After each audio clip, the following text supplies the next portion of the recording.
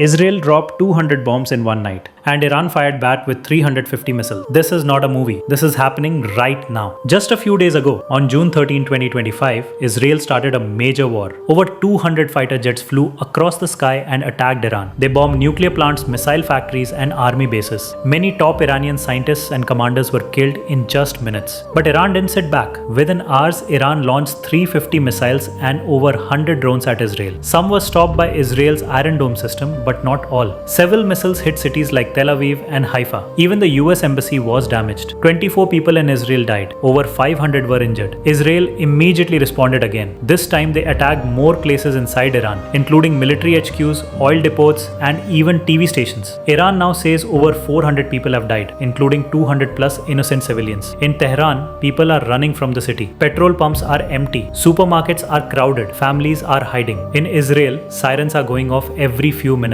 People are stuck in underground shelters. Buildings are shaking. Windows are broken. This war is affecting the whole world. Oil prices are going up. Flights are cancelled. The stock market is falling. America has sent warships near the region. Iran says it wants peace talks, but only if Israel stops. The US says, don't attack us or we'll hit back harder. The United Nations, China, and many world leaders are asking both sides to stop, but no one knows if they will. What's next? Iran says if the attacks continue, they might quit the nuclear treaty, which means they can build bombs without restrictions. Many people fear Hezbollah or other Iran-backed groups might also join this war. Right now, this war is not just about bombs and missiles. It's about human lives, families, children, entire cities. This war is writing history, and we are watching it live. If you want more updates in simple English with full facts and no drama, hit the subscribe button now. We'll bring you real stories, fast news, and clear updates straight to your phone. Stay alert, stay informed. This is not just news. This is the future happening right